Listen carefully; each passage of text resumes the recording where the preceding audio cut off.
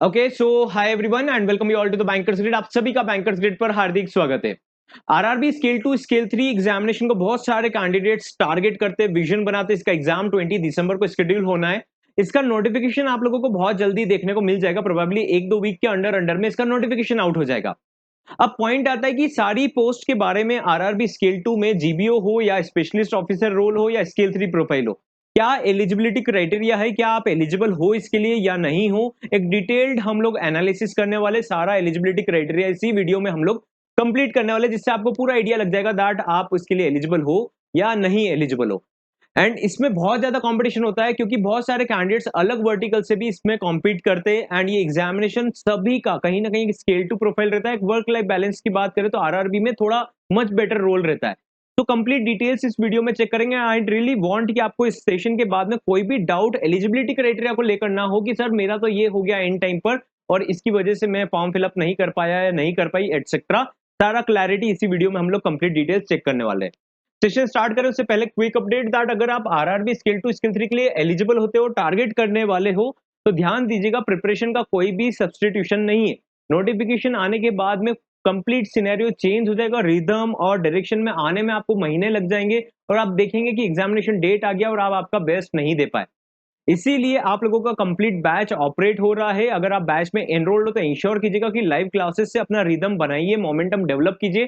सारे subjects well covered है batch में, आप लोग स्किप मत कीजिएगा। अगर आप बैच में एनरोल नहीं हो, प्रॉपर्ली प्रिपरेशन करना चाहते हो, तो बैच में एनरोल करने के लिए आप लोगों को व्हाट्सएप करना है। ये जो नंबर आप स्क्रीन पर देख रहे हो ये अपडेटेड व्हाट्सएप नंबर है। पुराने नंबर पर may be possible you will not get the revert.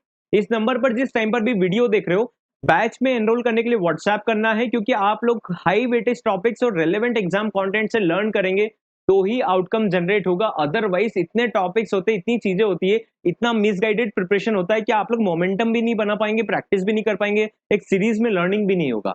Proper learning करेंगे तो सिलेक्शन होगा, रिटर्न में अच्छा स्कोर आएगा और इंटरव्यू में कम भी स्कोर कर पाए तो भी आपके सिलेक्शन के चांसेस आरआरबी स्किल 2 स्किल 3 में बनेंगे। Okay, it covers all the subjects. सारे सब्जेक्ट्स वेल कवर्ड है। Live classes, recorded session, e books, e PDF, test series and इसका कंप्लीट हाई वेटेज टॉपिक्स के बेसिस पर आपका क्लास ऑपरेट होता है। टॉपिक नेम भी आप देख पाते हैं, बहुत सारे पुराने सेशन में देखेंगे, आपको आइडिया लगेगा कि कैसे स्ट्रेटेजाइज करना है। Okay, it is available at 2999 only. Okay, ये पुराना ऑफर है, सिंस द लास्ट 1 मंथ ये ऑपरेट हो रहा है। कुछ दिन और ऑपरेट होगा जिससे आप लोग एनकरेज होकर लर्निंग स्टार्ट कर पाए, क्योंकि आप लेट लर्निंग करेंगे तो भी आपके पास में टाइम कम रहेगा, प्राइसिंग इससे ज्यादा रहेगा।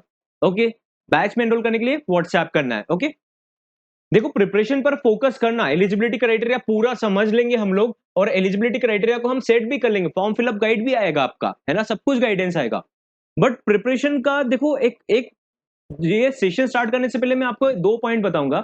एक पर्सनालिटी रहता है जो क्यूरियस पर्सनालिटी रहते हैं, बस उनको जानना है मैं एलिजिबल हूं नहीं हूं, या फिर मैं इतना पढ़ूं तो मेरा एग्जाम क्रैक हो जाएगा क्या, इतना पढ़ूं तो एग्जाम क्रैक हो जाएगा क्या। वो मेंटल सेल्फ में रहने की कोशिश करते हैं, वो मिस्टेक आपको नहीं करना है। आप डे टू डे यूटिलाइज कीजिए, बस डे टू डे आपका फ्लो बनाइए, चाहे वो 1 घंटे से स्टार्ट हो।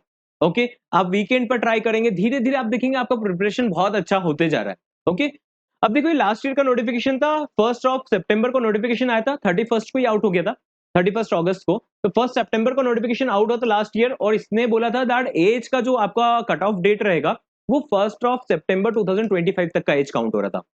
यानी कि इस बार भी चांसेस है कि 1 सितंबर 2026 तक आप लोगों का डेट एज के लिए काउंट होगा, एजुकेशनल क्वालिफिकेशन के लिए काउंट होगा।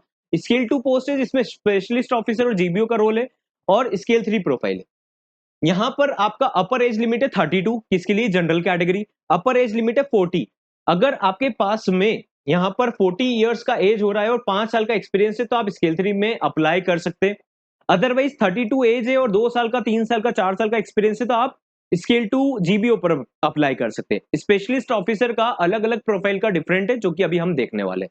तो डेट आपको समझ में आ गया। Upper age limit is 32 for scale 2 post and 40 for scale 3 profile. Unreserve category से आप बिलोंग करते हो तो, अगर आप एज रिलैक्सेशन की बात करें, अगर आप रिजर्व कैटेगरी से बिलोंग करते हो तो एससी एसटी कैटेगरी पर 5 साल का रिलैक्सेशन मिलता है। यानी कि 32 इयर्स इधर हो गया था तो 37 इयर्स तक आप अप्लाई कर पाएंगे। 40 इयर्स स्केल 3 प्रोफाइल के लिए है तो यहाँ पर आप 47 तक, 45 तक आप अप्लाई कर पाएंगे। सेम यहाँ पर ओबीसी का 3 इयर्स का, राइट। तो ये पॉइंट भी क्लियर हो गया। एज क्राइटेरिया चांसेस ज्यादा है कि 1 अगस्त तक का आप लोगों का एज काउंट होगा। कट ऑफ डेट एज 1 सितंबर तक का रहेगा। Educational qualification and work experience का लास्ट टाइम पर डेट आप लोगों का रखा गया था 21, यानी कि इन्होंने 20 दिन बाद जब फॉर्म का डेट खत्म होने वाला था तब इसका डेट रखा गया था 21 सितंबर 2025 के टाइम पर ये डेट रखा गया था age experience and educational qualification का। तो यहां पर अगर हम देखें तो स्केल टू जीबीओ में, ओके, स्केल टू जीबीओ में बोला जाता है दैट आपके पास में 50% मिनिमम ग्रेजुएशन का डिग्री होना चाहिए। 50% का ग्रेजुएशन होना कंपलसरी है। बहुत सारे कैंडिडेट्स ये सोचते हैं कि हमने पहले तो लर्निंग करा नहीं था और 40-45 मार्क्स लेकर आए थे परसेंटेज, बाद में जॉब के साथ में एग्जाम दे दिया था।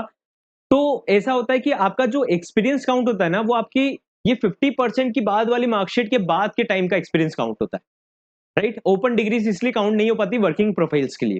तो यहाँ पर आपको ध्यान देना है दैट 50% आप लोगों का स्केल 2 पर रहता है कि आपको क्वालिफाई करना जरूरी है। स्केल 3 पर भी 50% का डिग्री होना जरूरी है। स्केल 2 पर 2 साल का एक्सपीरियंस आप लोगों का किसी भी बैंक या फाइनेंशियल इंस्टीट्यूशन में होगा तो चलेगा। बहुत सी जगह आपको मिसगाइड करते कि आप इंश्योरेंस कंपनी से हो तो अप्लाई नहीं कर सकते, बट द थिंग इज इसमें किसी भी फाइनेंशियल इंस्टीट्यूशन का एक्सपीरियंस काउंट हो जाएगा। अगर आप एएमसी में काम कर रहे हो, आप इंश्योरेंस कंपनी में काम कर रहे हो, सिक्योरिटीज में काम कर रहे हो, राइट। सिक्योरिटीज मतलब ये सिक्योरिटी गार्ड वाला नहीं, सिक्योरिटीज जो लिमिटेड रहता है डीमैट इन सबका, इसमें काम कर रहे हो। आप एनबीएफसी में काम कर रहे हो, आप हाउसिंग फाइनेंस कंपनी में काम कर रहे हो, राइट। अगर आप किसी और वर्टिकल में काम कर रहे हो जो फाइनेंस सेक्टर का है, फाइनेंशियल कंपनी है, फाइनेंशियल इंस्टीट्यूशन है, तो आप एलिजिबल हो। कोऑपरेटिव बैंक आप एलिजिबल हो, स्मॉल फाइनेंस बैंक आप एलिजिबल हो, पेमेंट्स बैंक आप एलिजिबल हो। आपके पास में 2 साल का एक्सपीरियंस होना चाहिए और आप एलिजिबल हो जाएंगे स्केल 2 जीबीओ के लिए, scale 2 general banking officer profile के लिए रीजनल रूरल बैंक में। नेक्स्ट आते हैं, अभी इतना ज्यादा कंपटीशन नहीं है, फिर भी है ना, अभी इतना कंपटीशन नहीं है, आप लर्निंग करेंगे, अभी आपके पास में टाइम है। आईटी सेक्टर से अगर हम बात करें, अगर आप आईटी ऑफिसर के लिए अप्लाई करेंगे तो 50% का डिग्री होना चाहिए आपके पास में। डिग्री इलेक्ट्रॉनिक्स कम्युनिकेशन या फिर कंप्यूटर साइंस या आईटी जैसी फील्ड में होना चाहिए, अदरवाइज इलेक्ट्रिकल इस टाइप का रहेगा तो काउंट नहीं होता है। ऑल्दो बहुत बार ऐसा होता है ना, जैसे कोई पर्सन मैकेनिकल में है और उसने आईटी का एक्सपीरियंस ले लिया और आना चाहते, तो आप अप्लाई नहीं कर पाएंगे। आपके पास में ईसी या सीएससी या फिर आईटी का डिग्री होना चाहिए। इंजीनियरिंग हो या बीएससी टाइप का भी हो तो चलेगा, बट ग्रेजुएशन इन स्ट्रीम में, पर्टिकुलर स्ट्रीम में होना जरूरी है, या इसके रेलेवेंट वाला आर्टिफिशियल इंटेलिजेंस भी है तो चलेगा, रेलेवेंट होना चाहिए। ओके, तो आपके पास में 50% डिग्री होना चाहिए और आपका ये ग्रेजुएशन का क्राइटेरिया है, इसमें ग्रेजुएशन होना चाहिए। 1 year minimum experience IT industry में होना चाहिए। 1 year minimum experience IT industry में, चाहे नॉन बैंकिंग कंपनी हो, आईटी इंडस्ट्री में काम कर रहे हो, 1 साल का एक्सपीरियंस है तो आप एलिजिबल रहेंगे स्केल 2 आईटी ऑफिसर के लिए। आगे देखेंगे हम चार्टेड अकाउंटेंट के लिए, सीए ऑफिसर के लिए आप लोगों के पास में यहां पर certified associate from the institute of chartered accountants of India होना जरूरी है, सीए का डिग्री रहेगा, और 1 ईयर का एज ए चार्टेड अकाउंटेंट का एक्सपीरियंस होना जरूरी है। इन दोनों में 1 ईयर का है। लॉ ऑफिसर की बात करें तो degree in law and equivalent from a recognised university with minimum 50%, यहाँ पर मिनिमम 50% का डिग्री होना चाहिए, लॉ का डिग्री होना चाहिए। 2 ईयर्स का आपको एज एन एडवोकेट या फिर आप किसी बैंक में लॉ ऑफिसर जैसा काम कर रहे हो तो 2 साल का मिनिमम एक्सपीरियंस चाहिए। लॉ ऑफिसर पर 2 साल का एक्सपीरियंस चाहिए। ओके, आगे चलते हैं। ट्रेजरी मैनेजर पर अगर हम बात करें तो यहाँ पर आप लोगों का ट्रेजरी का एक्सपीरियंस होना चाहिए, सीए का डिग्री या एमबीए का डिग्री यहाँ पर होना जरूरी है। 1 ईयर का मिनिमम ट्रेजरी डिपार्टमेंट का एक्सपीरियंस किसी भी वर्टिकल में होगा तो आप एलिजिबल रहेंगे आरआरबी स्केल 2 ट्रेजरी ऑफिसर के लिए अप्लाई करने के लिए। ओके, ये आप लोगों की पोस्ट में आपको बता रहा हूँ। एक मार्केटिंग ऑफिसर भी होता है।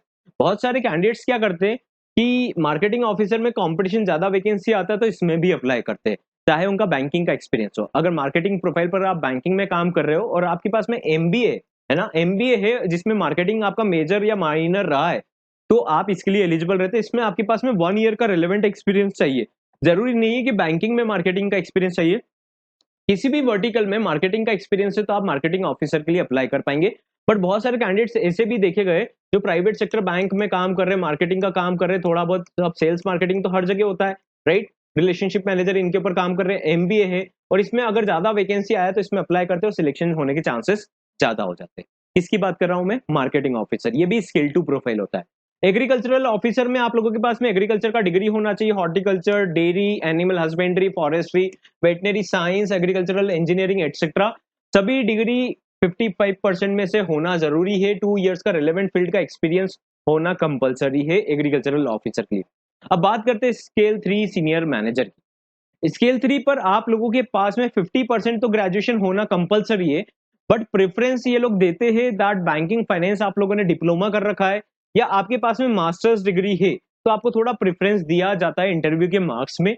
5 years in any financial institution आप लोगों के पास में एक्सपीरियंस है तो आप इसके ऊपर अप्लाई कर सकते हो। अब आपका एक कॉमन क्वेश्चन आता है कि सर हम स्केल 2 पर अप्लाई करें या स्केल 3 के ऊपर अप्लाई करें। जैसे ही नोटिफिकेशन आउट होगा, देखो एग्जाम दोनों का सेम डेट पर होगा and more over the syllabus is same for them. दोनों कैटेगरी का सिलेबस सेम रहता है। जो स्केल 2 आईटी ऑफिसर ये सारी कैटेगरीज आती है स्पेशलिस्ट ऑफिसर की, और जीबीओ का जो एग्जाम होता है वो पूरा सेम होता है, बस इसमें प्रोफेशनल नॉलेज डिफरेंट हो जाता है। बाकी वर्ड टू वर्ड पेपर आप लोगों का सेम होता है, चाहे फाइनेंशियल अवेयरनेस हो, क्वांट हो, रीजनिंग हो।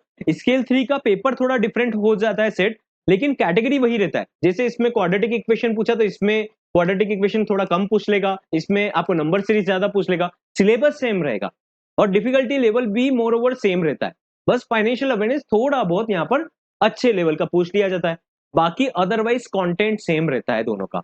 तो आप लोगों का एक क्वेश्चन रहता है कि स्केल 2 पर अप्लाई करें या स्केल 3 पर, तो ये प्योरली आपके डिजायरेबल स्टेट के ऊपर डिपेंड करता है। पहला पॉइंट कि आपके स्टेट में किस में ज्यादा वैकेंसी है। सेकंड पॉइंट रहता है कि स्केल 2 जीबीओ में वैकेंसी ज्यादा आता है, तो इसमें आप अप्लाई करते हो ज्यादा एक्सपीरियंस के साथ में, तो इंटरव्यू में अच्छे मार्क्स मिलने के ज्यादा चांसेस है। एग्जाम्पल से समझाता हूँ। एक पर्सन है उनके पास में 6 इयर्स का एक्सपीरियंस है, ओके, और एक पर्सन है उनके पास में 12 इयर्स का एक्सपीरियंस है, ओके। अब दोनों पर्सन अगर स्केल 3 पर अप्लाई कर रहे हैं तो किसको ज्यादा वेटेज मिलेगा एक्सपीरियंस के बेसिस पर? ऑब्वियसली इसको थोड़ा प्रेफरेंस ज्यादा दिया जाएगा कि यार ये पर्सन के पास में 12 साल का एक्सपीरियंस है स्केल 3 के लिए, तो इसको थोड़े इंटरव्यू में ज्यादा मिलने के चांसेस ज्यादा रहेंगे। अगर हम इसी कैटेगरी में बात करें कि ये पर्सन अगर स्केल 2 जीबीओ में अप्लाई कर दे, तो इससे क्या होगा, जब इंटरव्यू कंडक्ट होता है तो इसके पास में 2 साल की जगह कितना एक्सपीरियंस है, 6 साल का, तो थोड़ा बहुत इसके भी चांसेस ज्यादा बन जाते हैं स्केल 2 प्रोफाइल पर। अब ये कैटेगरी वाइज डिपेंड करता है कि आप कौन सी प्रोफाइल के लिए अप्लाई करने वाले हो। आपकी जीबीओ में अगर आप अप्लाई कर रहे हो तो वैकेंसी ज्यादा है तो आप उसमें अप्लाई कीजिए, कंपटीशन कम रहेगा। अगर स्केल 3 पर वैकेंसी इस बार अगर ज्यादा आ जाता है तो आपको इस पर फाइट करना चाहिए, इस पर कंपटीशन कम रहेगा। इस तरीके से हम लोग फॉर्म फिलअप के टाइम पर डिसाइड करेंगे। तो ये था एक कंप्लीट आप लोगों का एलिजिबिलिटी क्राइटेरिया, जहां पर आप लोगों ने इन शॉर्ट अगर मैं आपको रिपीट करके बताऊं तो स्केल 2 प्रोफाइल के लिए आप लोगों को 32 इयर्स का एक्सपीरियंस, 32 इयर्स का एज होना चाहिए। 32 इयर्स स्केल 2 के लिए रहेगा। स्केल 3 के लिए रहेगा, एक बार सुन लीजिए ढंग से, 40 इयर्स का स्केल 3 पर रहता है। स्केल 3 पर आप लोगों का केवल जनरल बैंकिंग वाला प्रोफाइल रहता है, ओके। ये आईटी ऑफिसर इन सब के लिए वैलिड नहीं है। यहाँ पर आप लोगों के पास में 50% दोनों में वो चाहिए डिग्री, जो भी मांगा गया, आप जिस रिलेवेंट फील्ड में अप्लाई कर रहे हो। जीबीओ में अप्लाई कर रहे हो तो किसी भी स्ट्रीम में आपका ग्रेजुएशन है तो काम कर जाएगा। पोस्ट ग्रेजुएट आप लोगों का एक्सपीरियंस काउंट होता है, इसमें मोस्टली 2 साल का एक्सपीरियंस मांगा जाता है जीबीओ में, एंड इसमें 5 साल का एक्सपीरियंस मांगा जाता है। एक्सपीरियंस किसी भी फाइनेंशियल इंस्टीट्यूशन का होगा तो काम करेगा जीबीओ एंड स्किल 3 पर। IT etcetera other specialist role के लिए आप अप्लाई करो तो आपके रिलेवेंट फील्ड में एक्सपीरियंस है वो काउंट करेंगे। अगर जीबीओ की बात करें तो 2 साल का मिनिमम आपका बैंकिंग या फाइनेंशियल इंस्टीट्यूशन का एक्सपीरियंस होना चाहिए, चाहे वो आप आईसीआईसीआई प्रूडेंशियल में काम कर रहे हो, एचडीएफसी सिक्योरिटीज में काम कर रहे हो, चाहे आप एचडीएफसी लाइफ में काम कर रहे हो, चाहे आप हाउसिंग फाइनेंस कंपनी में काम कर रहे हो, चाहे आप किसी एनबीएफसी में काम कर रहे हो, चाहे आप कोऑपरेटिव बैंक में काम कर रहे हो, आप लोग इसके लिए एलिजिबल है अप्लाई करने के लिए। एंड यही इस एग्जाम का स्पेशलिटी है कि इसमें कंपटीशन बढ़ता है क्योंकि कैंडिडेट्स हर स्ट्रीम से अप्लाई करने को आते हैं। बट आप कट ऑफ को देखेंगे तो कम कट ऑफ इसलिए जाता है क्योंकि वर्किंग प्रोफाइल है, बट स्टिल वो अचीव नहीं होता क्योंकि नेगेटिव मार्किंग है। अगर आप डे टू डे इसको स्टार्ट करेंगे ना तो आप लोगों का कमांड अच्छा बनेगा। आप इसको स्किप करेंगे ना, बस वीडियो को देखा एंड गए, तो आप देखेंगे कि 1 महीना कैसे निकल गया आपको पता ही नहीं चलेगा कि अच्छा लास्ट डेट आ गया फॉर्म का, अच्छा एडमिट कार्ड आ गया। मैं हमेशा रिपीटेडली इस पॉइंट को आप लोगों के सामने पुट अप करता हूं, जिससे अगर आप इस वीडियो को अभी तक देख रहे हो तब अलर्ट होकर प्रिपरेशन को थोड़ा थोड़ा करके स्टार्ट करो। एकदम आइडियल लेकर स्टार्ट मत करो कि आप एकदम 1 महीने में प्रो बन गए। थोड़ा थोड़ा स्टेप बाय स्टेप आगे चलो, और इतना टफ सिलेबस नहीं है, कोई एकदम आईआईटी वाला कोर्सेस एग्जाम्स नहीं है ये, राइट। एक बेसिक है, एक 10-12 पढ़ने वाला कैंडिडेट इसको क्रैक कर सकता है अगर वो पढ़ता है 2-3 महीने या 2-3 महीने पढ़ती है तो, राइट। तो दैट्स इट। प्रिपरेशन स्टार्ट नहीं करा, प्रिपरेशन स्टार्ट कीजिएगा। बैच में एनरोल नहीं हो, बैच में एनरोल करने के लिए व्हाट्सएप कीजिएगा, सो दैट आप proper to the point learning कर पाए बेसिक से। ओके, मिलते हैं नेक्स्ट सेशन में।